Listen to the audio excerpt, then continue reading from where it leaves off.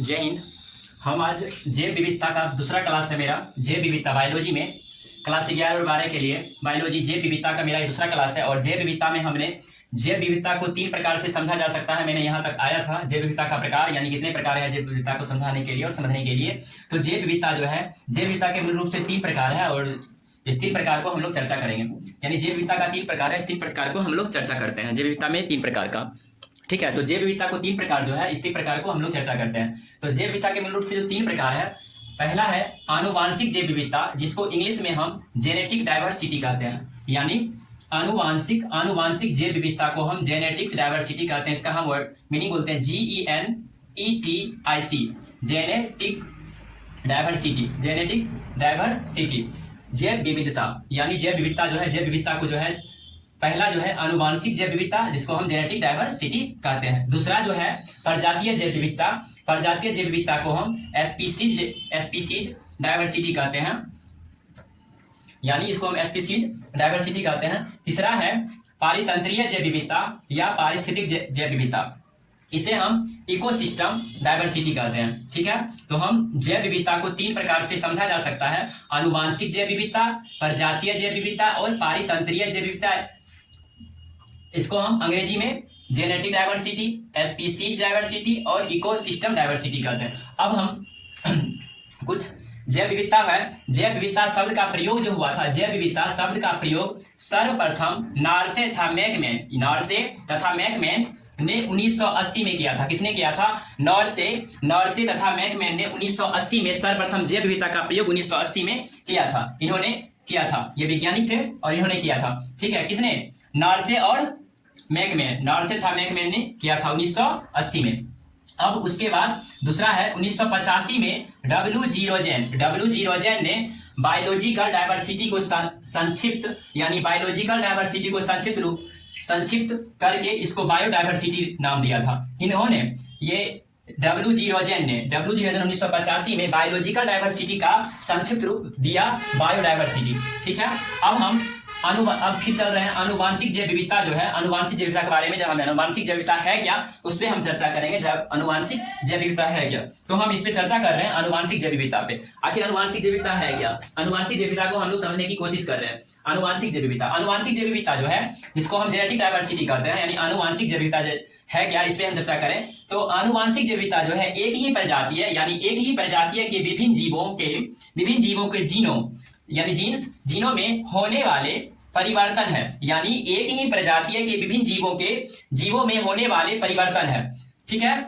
इसी के कारण जीवों में विभिन्न प्रकार के नस्लें देखने को मिलती है। यानी इसी जीन्स के कारण विभिन्न प्रकार के नस्लें हमें देखने को मिलती है। जिस स्पीसीज में आनुवांशिक विविधता अधिक पाई जाती है, यानी जिस स्पीसीज में आनुवांशिक विविधता अधिक पाई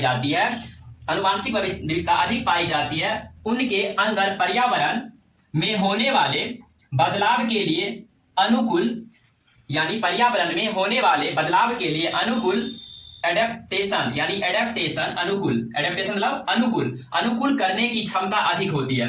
देख ले फिर, यानी क्या होता है, उनके अंदर पर्यावरण में होने वाले बदलाव के अनुकूल करने की क्षमता अधिक होती है। आनुवांशिक विविधता हरित क्रांति के लिए अत्यंत महत्वपूर्ण है।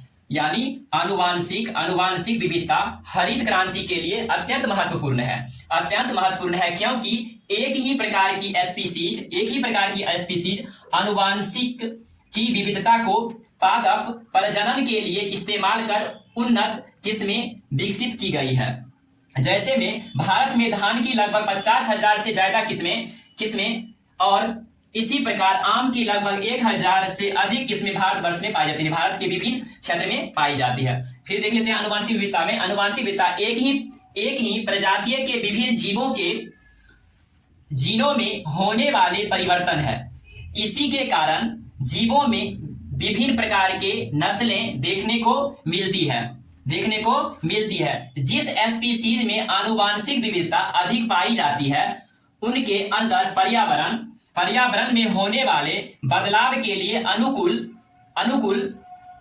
करने की क्षमता अधिक होती है, यानी एडेप्टेशन यानी एडेप्टेशन करने की क्षमता क्या होती है, अधिक होती है। आनुवांशिक विविधता हरित क्रांति के लिए अत्यंत महत्वपूर्ण है, यानी आनुवांशिक विविधता जो है हरित क्रांति के लिए अत्यंत महत्वपूर्ण है। हरित क्रांति के लिए अत्यधिक पैदावार अत्यधिक हुई थी, ठीक है, यानी पैदावार से जाना जाता है, अधिक पैदावार हरित क्रांति के नाम से जाना जाता है, जो पैदावार अधिक होने के, यानी आनुवांशिक विविधता हरित क्रांति के लिए अत्यंत महत्वपूर्ण है, क्योंकि एक ही प्रकार की स्पीसीज आनुवांशिक विविधता को पादप प्रजनन के लिए इस्तेमाल कर उन्नत किस्में विकसित की गई थी, यानी उन्नत किस्में विकसित की गई थी। आनुवांशिक विविधता को पादप प्रजनन के लिए इस्तेमाल कर उन्नत किस्में विकसित की गई थी। जैसे भारत में धान की लगभग 50,000 से ज्यादा किस्में और इसी प्रकार आम की लगभग 1,000 से अधिक किस्में भारतवर्ष में क्या किया गया था, यानी विकसित हुआ था, यानी अधिक किस्में भारतवर्ष में विकसित हुई थी। अधिक किस्में भारत के विभिन्न क्षेत्र में पाई जाती है, ठीक है।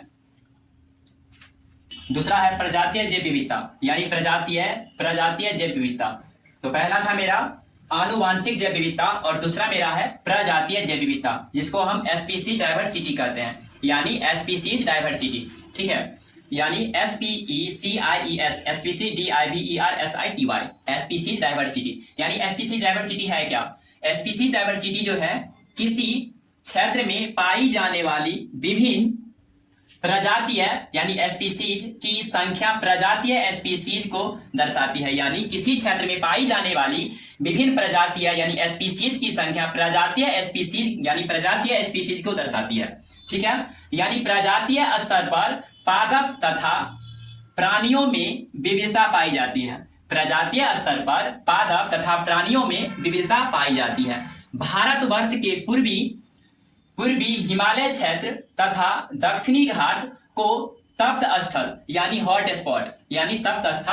स्पॉट की श्रेणी में रखा गया है, क्योंकि पश्चिमी घाट में उभयचरों यानी एम्फीबियंस की संख्या पूर्वी घाट से अधिक है। चलिए, यानी प्रजातीय स्पीसीज जो है उसमें, यानी प्रजातीय स्पीसीज जो है फिर दोबारा देख ले रहे हैं, यानी किसी क्षेत्र में पाई जाने वाली विभिन्न प्रजातीय स्पीसीज की संख्या प्रजातीय स्पीसीज को दर्शाती है, ठीक है।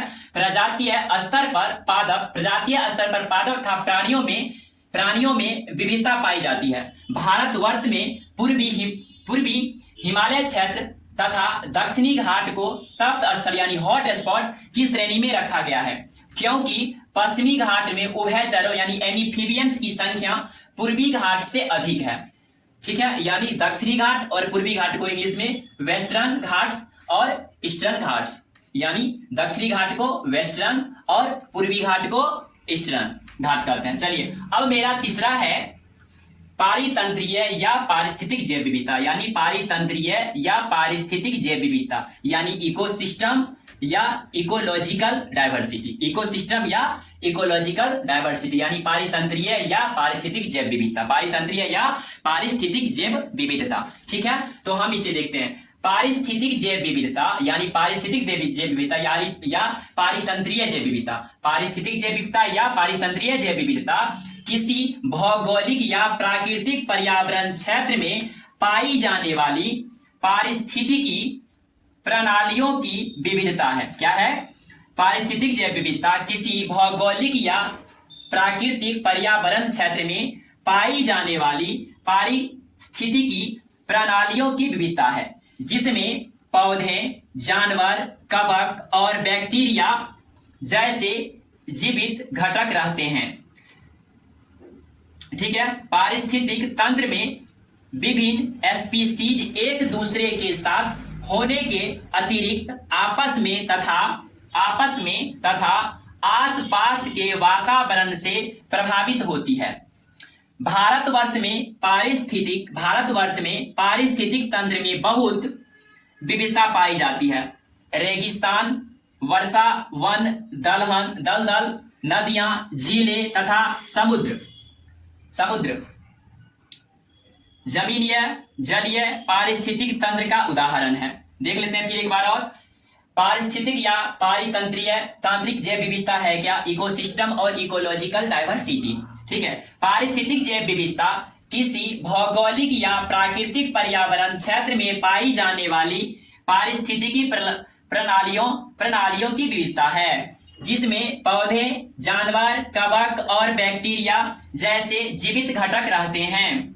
पारिस्थितिक तंत्र में विभिन्न स्पीसीज एक दूसरे के साथ होने के अतिरिक्त, यानी पारिस्थितिक तंत्र में विभिन्न स्पीसीज एक दूसरे के साथ होने के अतिरिक्त आपस में तथा आसपास के वातावरण में प्रभावित होती है, आपस में या आसपास के वातावरण में प्रभावित होती है। भारतवर्ष में पारिस्थितिक तंत्र में बहुत विविधता पाई जाती है। भारतवर्ष में पारिस्थितिक तंत्र में बहुत सारी विविधता पाई जाती है। रेगिस्तान, वर्षावन, दलदल, नदियां, झीलें तथा समुद्र जमीनीय जलीय पारिस्थितिक तंत्र का उदाहरण है। अब हम आगे पारिस्थितिक तंत्र विविधता की 3 भागों में बांटा गया, यानी ये पारिस्थितिक तंत्र विविधता है जिसे 3 भागों में बांटा गया है। इससे पहले हमने देखा है आनुवांशिक विविधता, आनुवांशिक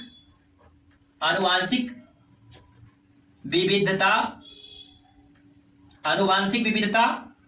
दूसरा में हम आए हैं प्रजातीय विविधता, और तीसरा में मेरा है पारितंत्रीय या पारिस्थितिक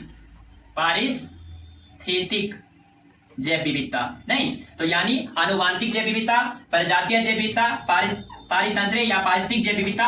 अब ये इसका आनुवांशिक जैव विविधता मैंने देख लिया, प्रजातीय जैव विविधता मैंने देख लिया। पारितंत्रीय या पारिस्थितिक जैव विविधता जो है, पारितंत्रीय या पारिस्थितिक जैव विविधता जो है, इसका मूल 3 भागों में बांटा गया। पारिस्थितिक तंत्र विविधता को मूल रूप से 3 भागों में बांटा गया। 3 भाग क्या है इसका? 3 भाग है अल्फा, बीटा और गामा। अब हम अल्फा, बीटा और गामा पे चर्चा करते हैं। अल्फा क्या है, बीटा क्या है और गामा। अल्फा में क्या है, बीटा में क्या है और गामा में क्या है?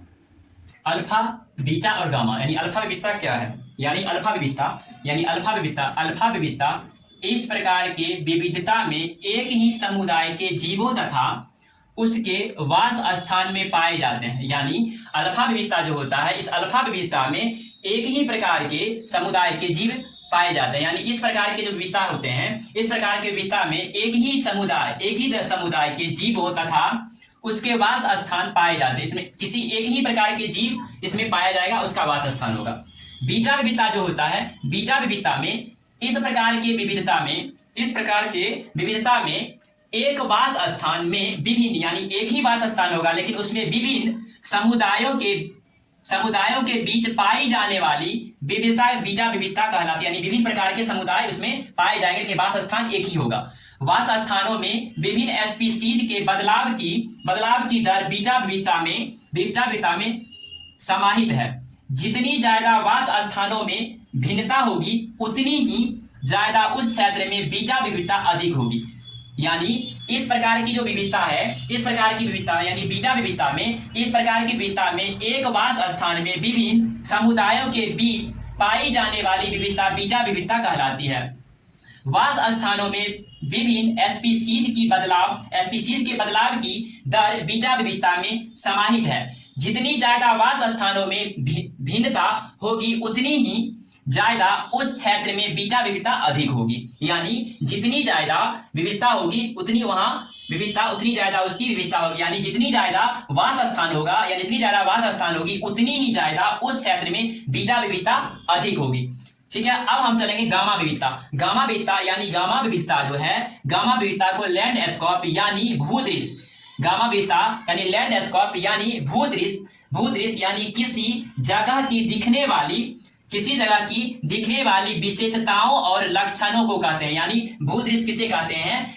यानी भूदृश्य जो है, यानी लैंडस्केप जो है, लैंडस्केप को भूदृश्य कहते हैं। यानी भूदृश्य किसी जगह की दिखने वाली विशेषताओं और लक्षणों को कहते हैं। ठीक है, यानी गामा विविधता में भूदृश्य यानी किसी जगह की दिखने वाली विशेषताओं और लक्षणों को कहते हैं। यानी इसमें गामा विविधता में इसमें किसी जगह यानी गामा विविधता में इसमें किसी जमीन के टुकड़े के कई गुण सम्मिलित होते हैं, जैसे पेड़ पौधे, पहाड़, नदियां, झील, तालाब, मैदान, घर, इमारतें, समुद्र इत्यादि। यानी गामा विविधता में बहुत सारे होते हैं, जैसे पेड़ पौधे, पहाड़, नदियां, झील, तालाब, मैदान, घर, इमारतें, समुद्र इत्यादि। यानी लैंडस्केप स्तर पर पाई जाने वाली विविधता को गामा विविधता कहा जाता है। इस प्रकार के विविधता में अल्फा बीटा दोनों प्रकार के विविधता होते हैं, सम्मिलित होते हैं। यानी कहने का मतलब ये हुआ कि अल्फा विविधता और गामा विविधता, ये अल्फा बीटा और गामा, यानी अल्फा विविधता और बीटा विविधता में जो भी जीव जंतु होंगे, जो भी जगहें होंगे, जो भी वास स्थान होंगे, वो सारे यानी ये अल्फा और बीटा दोनों वास स्थान में या रहने के स्थान में या जीवों में जो भी जीव होंगे और रहने का जो भी वास स्थान होगा, वो सारे विशेषताएं गामा विशेषताएं में यानी गामा विविधता में पाया जाता है। यानी अल्फा और बीटा दोनों गामा में होता है, यानी दोनों गामा में पाया जाता है। कहने का है कि लैंडस्केप स्तर पर पाई जाने वाली विविधता को गामा विविधता कहा जाता है। और इस प्रकार की विविधता में अल्फा और बीटा दोनों होते हैं, यानी इस प्रकार की विविधता में अल्फा भी होगा और बीटा भी होगा, गामा में अल्फा भी आएगा और बीटा भी, यानी अल्फा का भी समूह होगा और बीटा का भी समूह गामा होगा, यानी दोनों का समूह गामा में होगा। अल्फा में अगर बात करें तो अल्फा में एक समूह होगा और बीटा में दो, यानी अल्फा में एक समूह के जीव या वास स्थान उसके होंगे, बीटा में दो समूह के जीव और वास स्थान होंगे। लेकिन गामा में अगर बात हम करेंगे तो गामा में अल्फा और बीटा, यानी अल्फा और बीटा तो होंगे ही और साथ में गामा को विभिन्न प्रकार के वास स्थान और जीव जंतु जैसे पेड़ पौधे, पहाड़, नदियां, झील, तालाब, मैदान, घर, इमारतें इत्यादि इसमें यानी गामा में सभी आ जाएंगे। ठीक है।